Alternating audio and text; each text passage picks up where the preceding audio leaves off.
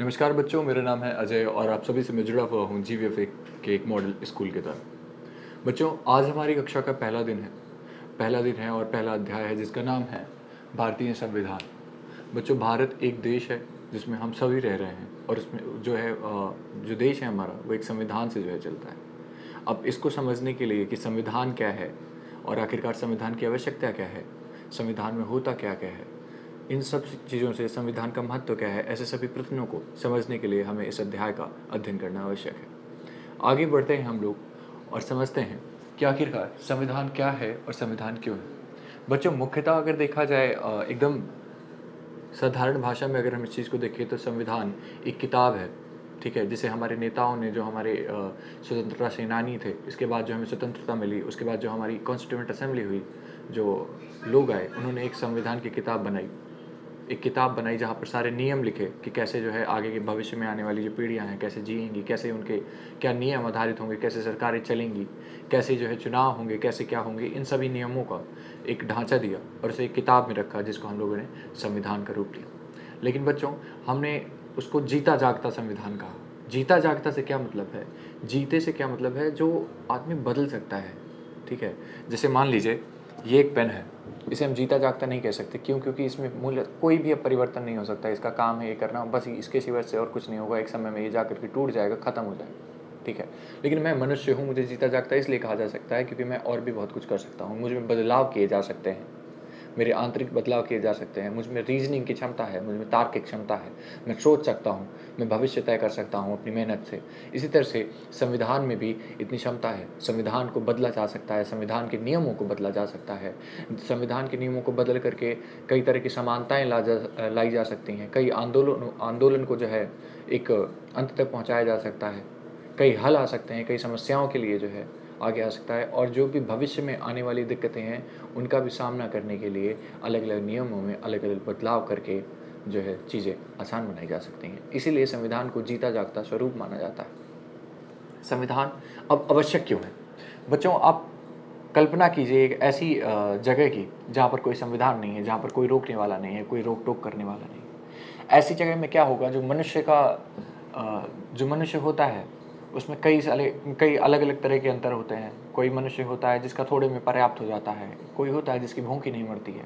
इस तरह के लोग जहाँ पे होंगे, जहाँ पे कुछ लोगों को दूसरे की खुशी में खुशी है और किसी की दुख में जो है खुशी मिल रही है, किसी में घृणा का भाव है, किसी में कई तरह की ऐसी चीज़ें हैं। तो ऐसा एक जगह जहाँ पे ऐसे लोग रह रहे हों लेकिन कोई किसी को रोकने वाला ना हो, तो क्या होगा वहाँ पर? वहाँ पर लोग एक दूसरे से लड़ जाएंगे, कट मरेंगे। हो सकता है, ऐसा भी हो सकता है, ये भी हो सकता है कि लोग एक दूसरे के साथ समझदारी में रहें। कई सारी ऐसी संभावना है। लेकिन ऐसी संभावना जहाँ पे आप समझदारी में रहें, उसके बाद भी आपको जो है नियम से चलने की आवश्यकता है। क्योंकि क्या पता आप किसी चीज़ को किस तरह से देख रहे हैं और सामने वाला किस तरह से देख रहा है। तो इन सभी को नियमबद्ध करने के लिए हमें संविधान की आवश्यकता पड़ती है। बच्चों, इसी के विषय में देखिए यहाँ पे लिखा है, क्या आपने कभी अपने विद्यालय के बारे में सोचा है?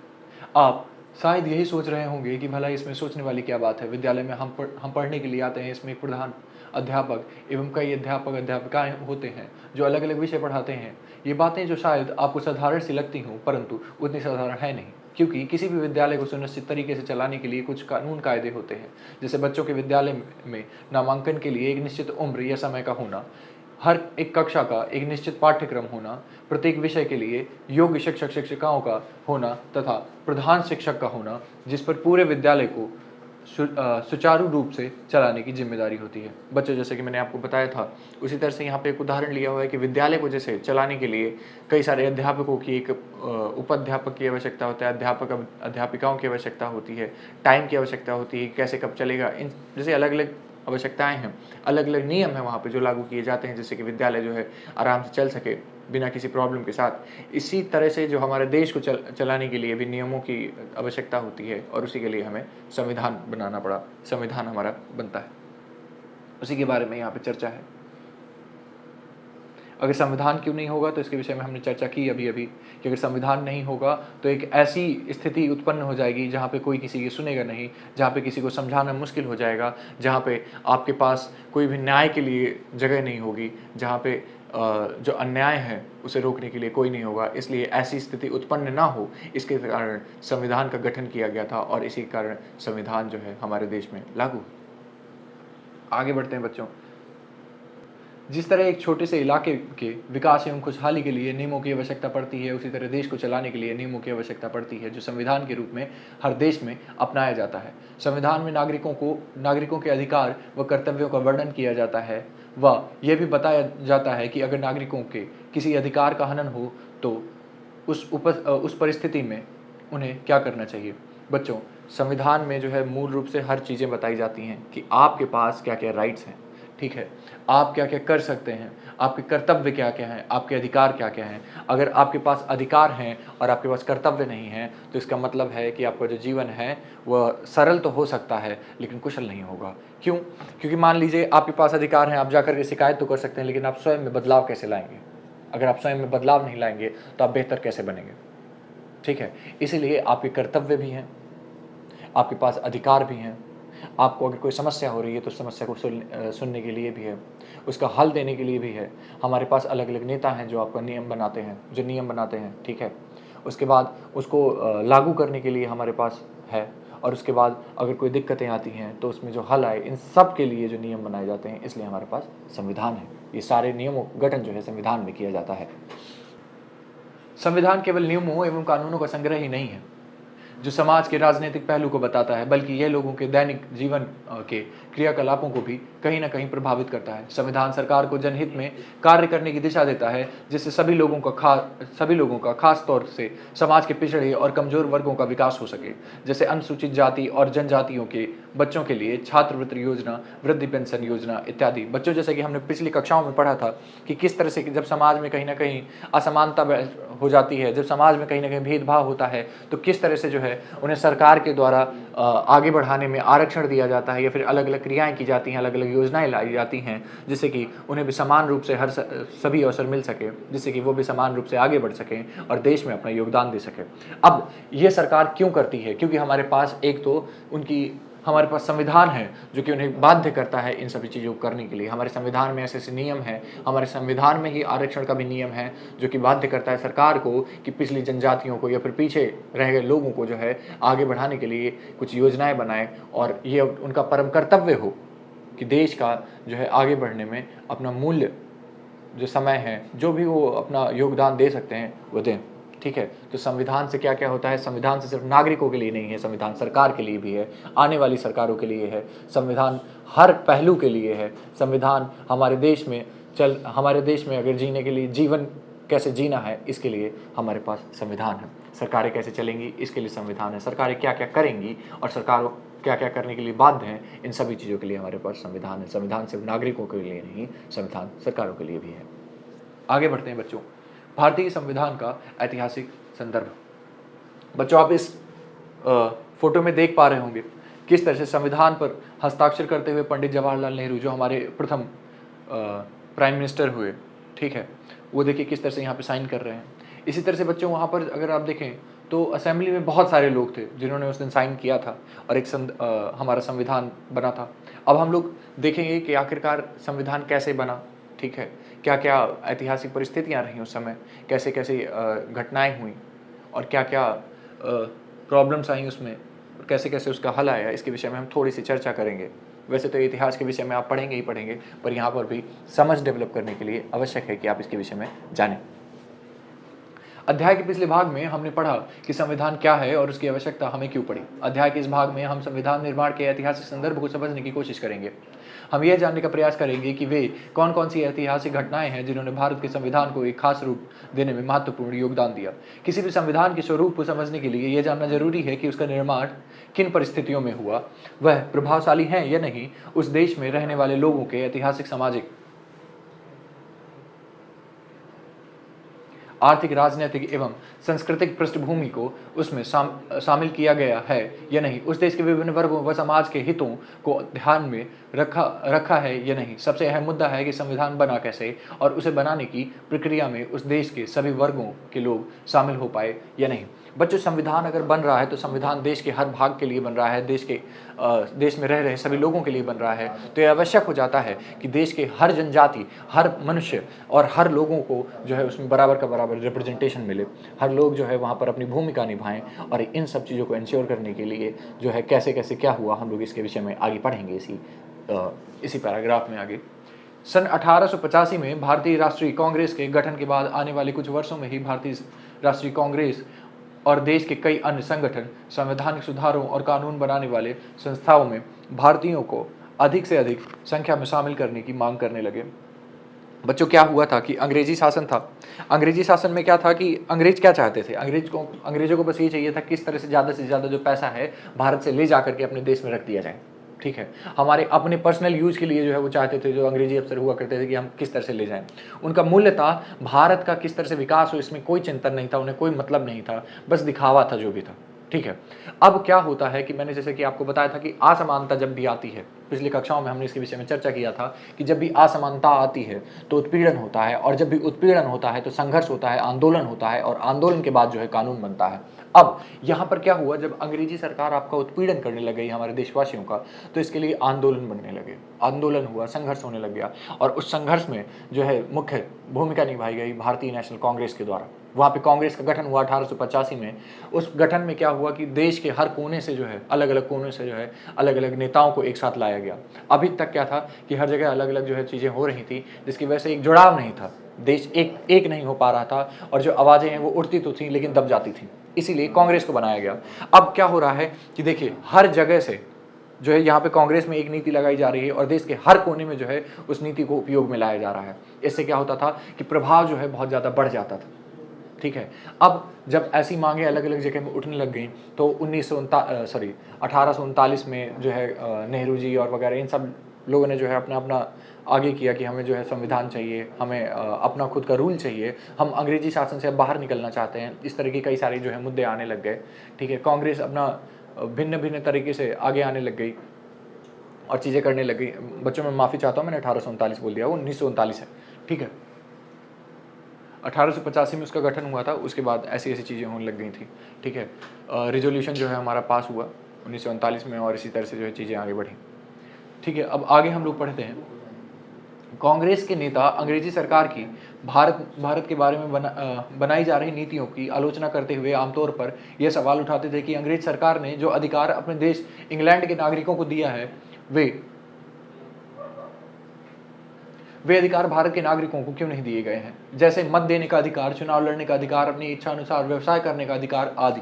भारत के लोगों की शुरुआती मांगों में मुख्य रूप से यह बात शामिल थी कि भारत के लोग कानून बनाने वाली संस्था जैसे नेशनल असेंबली आदि में भारतीय प्रतिनिधियों को अधिक से अधिक संख्या में शामिल किया जाए, असेंबली में बजट पर प्रश्न पूछने का अधिकार दिया जाए, एवं भारत के न्यायाधीशों को यूरोप में तथा अन्य देशों तक इंग्लैंड के नागरिकों के खिलाफ मुकदमे सुनने का अधिकार दिया जाए। इसी बीच घटी अन्य घटनाओं ने भी संविधान की मांग को प्रभावित किया। बच्चों, संविधान की मांग आखिरकार नेशनल कांग्रेस क्यों उठा रही थी, इसके विषय में हम जानेंगे। क्यों?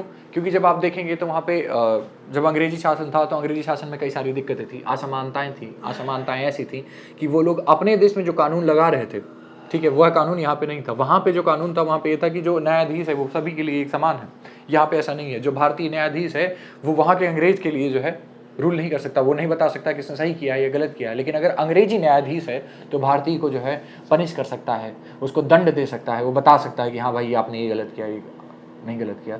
जब भाई एक ही पढ़ाई पढ़ करके, एक ही एग्जाम पास करके, एक समान योग्य हो करके आप दोनों एक जगह पर आते हैं तो ये भेदभाव किस बात का? ठीक है, जब आप किसी देश में रह करके उन देशवासियों को जो है रूल कर रहे हैं, आप उनके लिए जो है नीतियां बना रहे हैं, तो उन देशवासियों की साझेदारी क्यों नहीं? ऐसे अलग अलग सवाल आए, ऐसे कई सारी चीज़ें आई। वहाँ पर आप बजट बना रहे हैं, बजट में क्या होता है बच्चों, आप बनाते हैं कि कैसे जो है देश में खर्चे होंगे, कैसे किस योजना के लिए कितना पैसा दिया जाएगा, ये सब होगा, और अंधाधुंध आप कर रहे हैं। मान लीजिए मैं आपके लिए बजट बनाऊँ उस क्लास में, ठीक है, मैं भी उस क्लास का पार्ट हूँ, मैं वहाँ पर टीचर हूँ और आप सब पढ़ रहे हैं। हमारे पास 20 बच्चे हैं और हमारे पास बजट है 200 रुपये का। अब मैं कह दूं कि एक काम करो बच्चों, ठीक है, ये जो है 180 रुपये मुझे दे दो, एक रुपये तुम सब ले लो, जो मानो अपना करते रहो। अंग्रेजी सरकार भी कुछ इसी प्रकार कर रही थी। वह जब नियम कर रही थी जो दूसरे लोगों पर, तो वो क्या कर रही थी, उसका जो मुख्यतः जो पैसा है वो सारा का सारा अपने लिए इस्तेमाल कर रही थी और बाकी जो पैसा है वो दूसरों के लिए। तो वहाँ पे जो नेशनल कांग्रेस है इसने आवाज़ उठाई कि ऐसा क्यों, आखिरकार जब इतना सारा पैसा है तो उन मतलब भारत के लोगों के लिए आखिरकार क्यों नहीं। और ऐसे में अगर आपको सवाल उठाना है तो आपको जब बजट बन रहा है तो वहाँ पे सवाल उठाना था, लेकिन हमारे पास ऐसे अधिकार ही नहीं थे कि हम कोई ऐसी आवाज़ उठा पाएँ। इसलिए नेशनल कांग्रेस ने ऐसी आवाज़ें उठाई, ऐसे अलग अलग मुद्दों को जो है आगे लाया। ठीक है, और आगे बढ़ते हैं हम। नेताओं ने भारत के संविधान की एक नई रूपरेखा तैयार की। 1931 में कराची में हुए भारतीय कांग्रेस के अधिवेशन में भारतीय संविधान की रूपरेखा संबंधित प्रस्ताव पेश किया गया। इन दोनों प्रस्तावों में कुछ बुनियादी मूल्यों का समावेश किया गया, जैसे सार्वभौमिक वयस्क मत अधिकार, जिसे बच्चों हम लोग कहते हैं कि जो भी 18 साल के ऊपर का है अभी, ठीक है, उस सबको अधिकार मिलना चाहिए कि वो जो है अपना मत दे सकें, वोट कर सकें। ठीक है, ये उसी के विषय में है। स्वतंत्रता और समानता का अधिकार, बच्चों आप फ्री हो, ठीक है, आपको क्या करना है, आपको कहाँ जाना है, ये सब जो है आपका खुद का डिसीजन होना चाहिए, है ना। ये कोई सरकार नहीं तय करेगी कि देखो ऐसा है कि तुम यहाँ नहीं जाओगे। अगर नॉर्मल है भाई, मैं अपने घर से बाहर निकलना चाहता हूँ तो मुझे निकलना दिया जाना चाहिए, ये मेरी स्वतंत्रता होनी चाहिए। लेकिन तब ऐसा नहीं था। अंग्रेजी सरकार डिसाइड करती थी आपको यहाँ जाना है, वहाँ जाना है, आपको कर देना पड़ेगा, ये देना पड़ेगा, मतलब कुछ भी ऊटपटांग की चीज़ें की जा रही थी। बस मुख्यतः उनका यही होता था कि हमारा फायदा होना चाहिए। ठीक है, तो इन सब चीज़ों से सरकार ने, जो यहाँ के हमारे नेता लोग थे वो गए वहाँ पे, जब इंग्लैंड गए उन्होंने अध्ययन किया, वहाँ पे देखा कि वहाँ पे कैसी चीज़ें हो रही हैं, और सेम टू सेम वही लोग यहाँ पर जब आते हैं तो उन चीज़ों को किस तरह से प्रयोग में ला रहे हैं, कैसे इन चीज़ों को बदल दे रहे हैं, नियमों को कैसे बदल दिया जा रहा है, नियमों के साथ कैसे खिलवाड़ किया जा रहा है। ठीक है, संविधान का नाम लेकर के कुछ भी किया जा रहा है। तो इसी तरह से हमारे देश में भी उन बदलावों को लाने के लिए चीज़ें कही गई। ये जैसे पहले मताधिकार वगैरह, पहले तो राजा का शासन हुआ करता था तो मताधिकार वगैरह था नहीं। ये सारी चीज़ें जो है बाहर से कहीं ना कहीं सीखी गई, और भी कई सारी चीज़ें सीखी गई।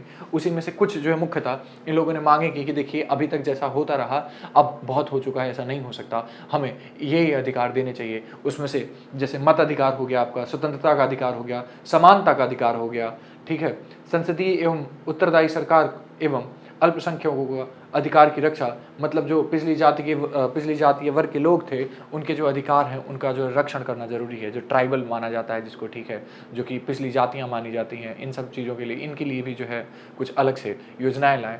इन सब के विषय में चर्चा हुई। 1934 में एक स्वतंत्र संविधान सभा की मांग की गई, जिसे बच्चों हम लोग कहते हैं कॉन्स्टिट्यूएंट असेंबली की जो है मांग की गई। अब उन्हें कहा गया कि कॉन्स्टिट्यूएंट असेंबली क्या होती है कि हमें जो है अब एक अधिकार दिया जाए, अब हमें ऐसी स्वतंत्रता दिया जाए कि हम सब सारे नेता जो हैं मिल करके संविधान बनाएं, हम सब जो है खुद से नियम बनाएं कि हमारा देश कैसे चलेगा। ठीक है, और ऐसे नियम बनाने के लिए हमें क्या चाहिए, एक असेंबली चाहिए, जहाँ पे असेंबली का मतलब क्या होता है, जहाँ पे सब लोग असेंबल हो सके, जहाँ पे सब लोग मिल सके। कॉन्स्टिट्यूएंट असेंबली, संवैधानिक सभा का जब बात है, सभा कहाँ है, जहाँ पे सभी लोग मिल पा रहे हैं। जब हम लोग बोल रहे हैं संवैधानिक सभा, संविधान सभा, तो मतलब एक ऐसी सभा जहाँ पर संविधान का गठन किया जाए। ठीक है, ऐसी सभा के लिए हम लोगों ने संवैधानिक सभा का जो है प्रयोग किया है, इस शब्द का प्रयोग किया है। तो 1934 में जो है ये मांग सरकार ने कांग्रेस ने जो है सबके सामने रख दी कि देखो अब भैया बहुत हो गया उत्पीड़न, अब हमको हमारे नियम खुद तय करने दीजिए, हमें आज़ादी दीजिए कि हम सभी मिल करके अपने लिए जो है संविधान का गठन कर सकें, हम लोग नियम तय कर सकें। इसी चीज़ की मांग को हम लोग संवैधानिक सभा की मांग कहते हैं।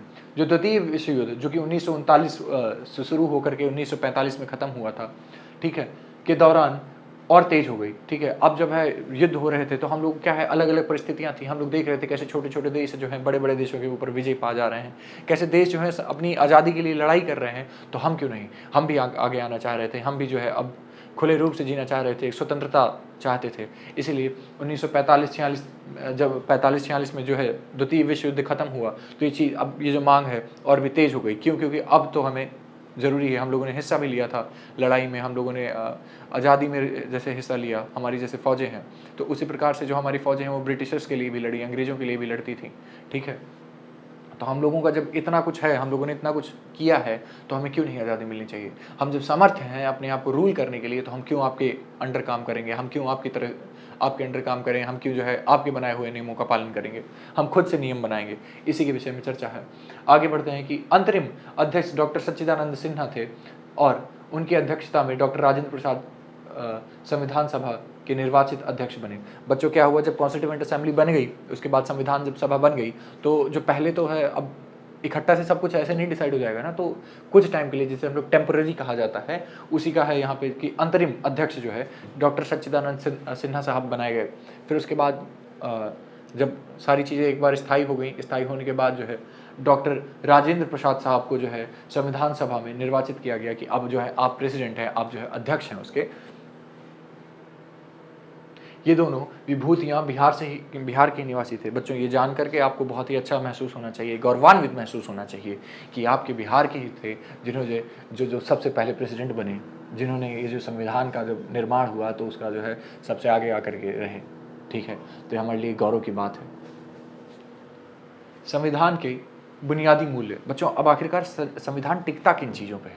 ठीक है, बुनियाद किसे कहते हैं? जब कोई घर बन रहा है तो घर में जो पहली वो श्रृंखला होती है ना, उसी को हम लोग बुनियाद कहते हैं। अगर आप जैसे कोशिश कीजिए, मान लीजिए कि ये दो चीज़ें हैं, मैं इसके ऊपर अगर इसको टिकाऊँ और अगर ये कमज़ोर है तो क्या ये टिकेगा? नहीं, ये भी गिर जाएगा, है ना। उसी प्रकार से अगर बुनियाद कमज़ोर नहीं है तो कोई चीज़ जो ऊपर उसके है वो नहीं टिक पाएगी। इसी तरह से जो संविधान है, संविधान में कुछ चीज़ें हैं जो उसकी बुनियाद हैं, जो उसे मजबूत करते हैं, जो उसके मेक श्योर करते हैं कि चलिए आगे हमेशा चलता रहेगा। ठीक है, उसी तरह से वो बुनियादी मूल्य क्या है उसके विषय में हम लोग यहाँ पे जो है चर्चा करेंगे। किसी भी देश के संविधान के उन मूल्यों को बुनियादी मूल्य कहा जाता है जो देश के समाज के आदर्श रहे हों और लोगों के जीवन को खुशहाल बनाने में सहायक हों। भारत के संविधान के निर्माण के समय भी ऐसे आदर्शों को संविधान के मूल्यों के रूप में पहचाना गया, जिन आदर्शों को भारत के लोगों ने सदियों से अपनाया था। ये आदर्श और विश्वास आज़ादी के आंदोलन के दौरान भी भारत के लोगों के संघर्ष का मुख्य केंद्र है। बच्चों, हर एक जो सिविलाइजेशन होती है ना, उस सिविलाइजेशन के जो है आदर्श जो है वहाँ का, ठीक है, जो उसके मूल्य हैं, जो चीज़ें चली आ रही थी, ठीक है, जो कि जैसे हमारा आदर्श क्या था कि अतिथि देवो भव, अतिथि को जो है आदर सत्कार करना, ये जिस तरह से हम लोगों ने जो अच्छी अच्छी चीज़ें थी जो हमारे आदर्श थे, उन सभी मूल्यों को ही जो हम लोगों ने संविधान के मूल्य समझा। ठीक है, इन मूल्यों में लोकतंत्र, स्वतंत्रता, समानता, न्याय व धर्म निरपेक्षता प्रमुख मूल्य हैं। बच्चों, वैसे तो बहुत सारे हैं लेकिन उनमें से जो प्रमुख हैं वो है स्वतंत्रता क्या है, लोकतंत्र क्या है, लोकतंत्र के विषय में हम लोगों ने चर्चा कर रखी है। बच्चों, स्वतंत्रता क्या है उसके विषय में चर्चा कर रखी है हम लोगों ने, समानता क्या है, न्याय क्या है, धर्म निरपेक्षता क्या है।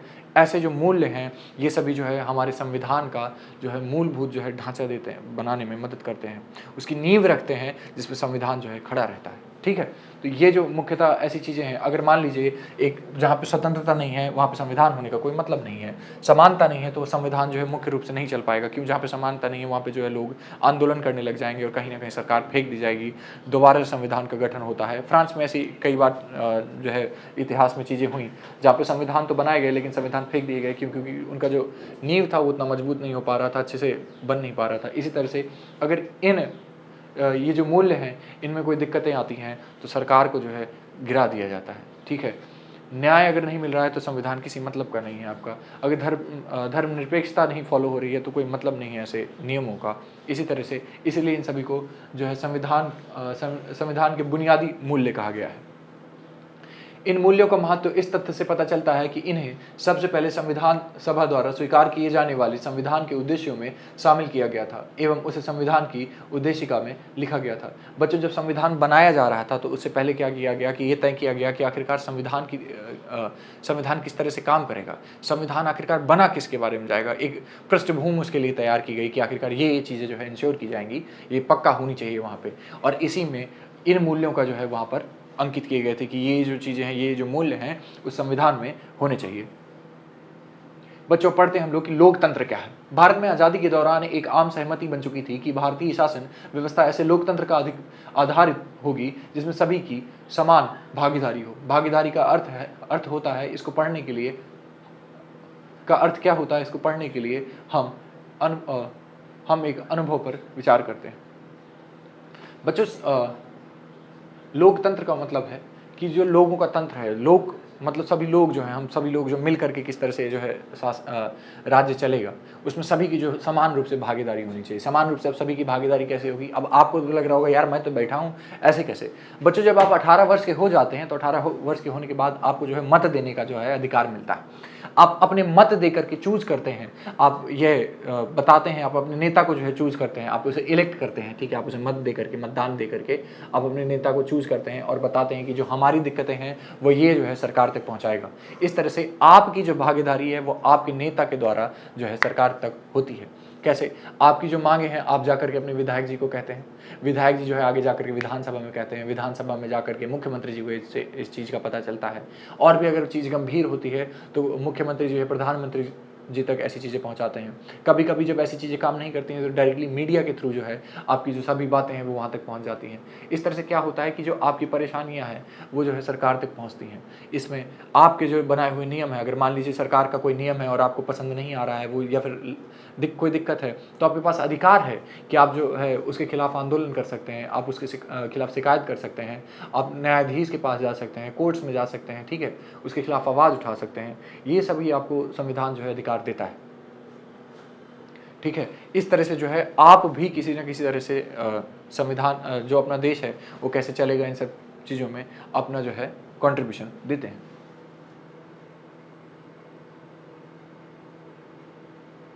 यदि सारे कार्यक्रमों को शामिल किया जाता है तो पूरा दिन लग जाता है, और किसी कार्यक्रम को छोड़ दिया जाता है तो बच्चों के कोमल हृदय को ठेस पहुंचती है। शिक्षिका ने बच्चों की आम सहमति से 10वीं की एक टोली को कार्यक्रम की रूपरेखा बनाने का भार सौंपा।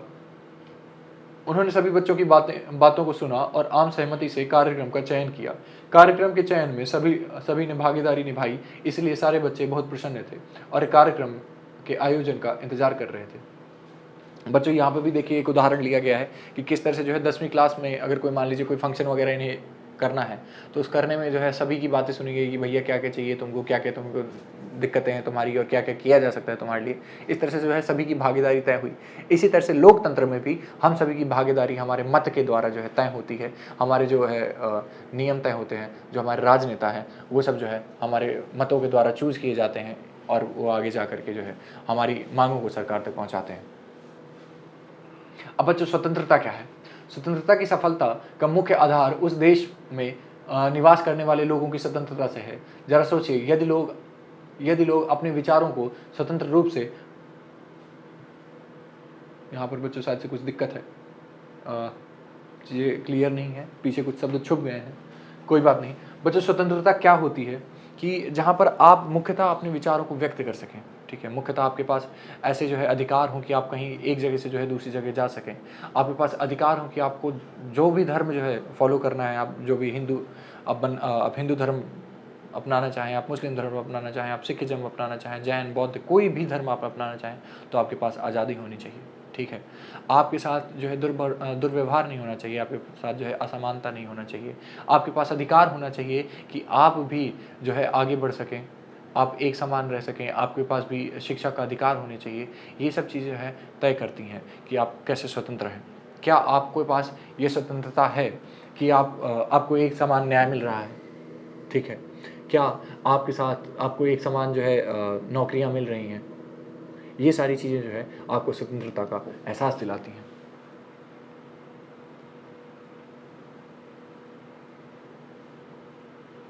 बच्चों, अब आते हैं सामाजिक न्याय क्या होता है।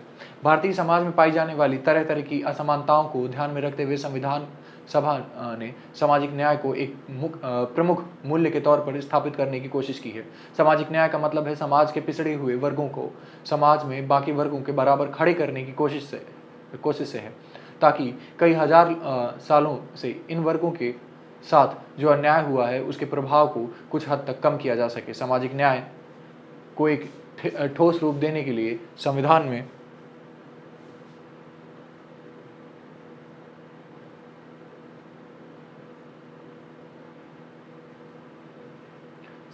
बच्चों कई सारे जो है अधिकार दिए जाते हैं, ठीक है? तो अब सामाजिक न्याय क्या है? सामाजिक न्याय क्या है? जो पिछड़ा वर्ग है बच्चों, उसको जो है इतने अधिकार देना, उसको जो है आगे बढ़ाने के लिए ऐसी योजनाएं बनाना जहाँ से वो भी है अपने आप को जो है बेहतर कर सके।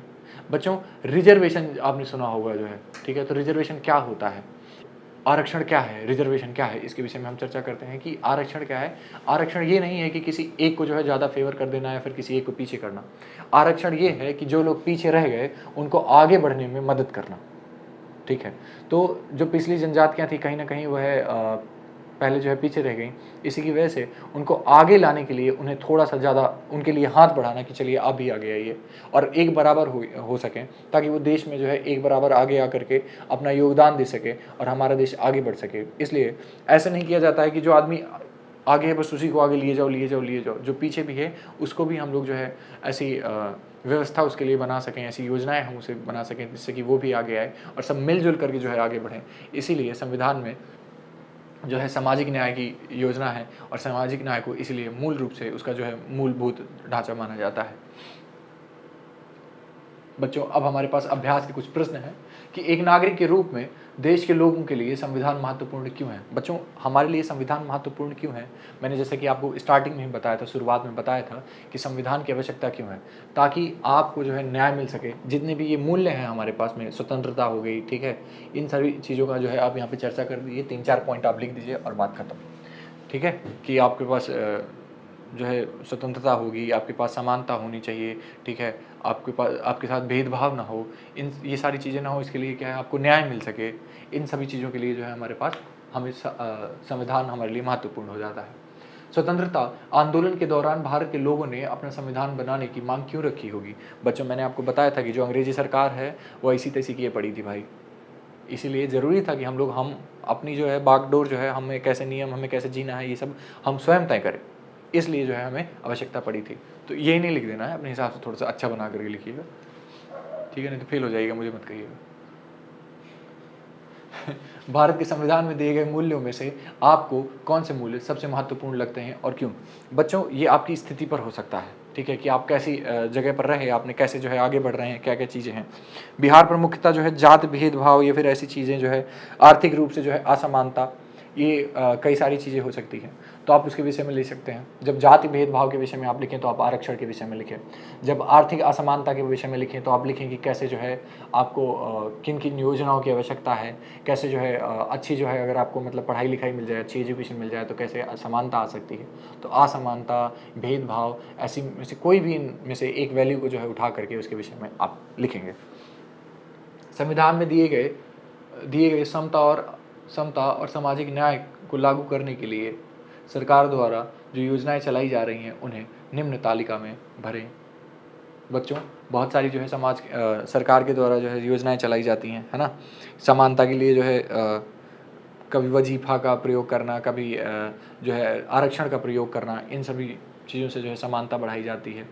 साथ ही साथ और भी ऐसी योजनाएं होंगी जिसके विषय में आप खुद ही पता करें, आसपास देखें कि ऐसी क्या-क्या योजनाएं चल रही हैं। जैसे अभी तो चल रही है आयुष्मान योजना चल रही है, इस तरह से, और जो है घर वगैरह देते हैं, जो साइकिल वितरण करते हैं। ऐसी योजनाओं से क्या होता है, समानता फैलती है। समानता कैसे कि जैसे जो लड़का-लड़की है उसमें असमानता थी, लड़की नहीं जा रही थी, लड़का बस जा रहा था। साइकिल योजना आई, आपके साइकिल वितरित की गई, अब लड़की भी जा रही है, उससे समानता बढ़ी। आरक्षण हुआ, आरक्षण से क्या हुआ, जो पिछली जनजातियाँ थीं, वो जो पीछे थीं, अब वह भी जो आगे आकर के समानता का भाव पा रही हैं, ठीक है? इसी तरह से उन सभी के विषय में आपको यहाँ पे लिखना है। अब ये गद्यांश है, इसको पढ़ करके जो है नीचे के कुछ प्रश्न हैं, इनके उत्तर लिखने हैं। बच्चों, ये आप स्वयं से करें, इतना कठिन है नहीं। तो आज की जो कक्षा है यहीं समाप्त होती है।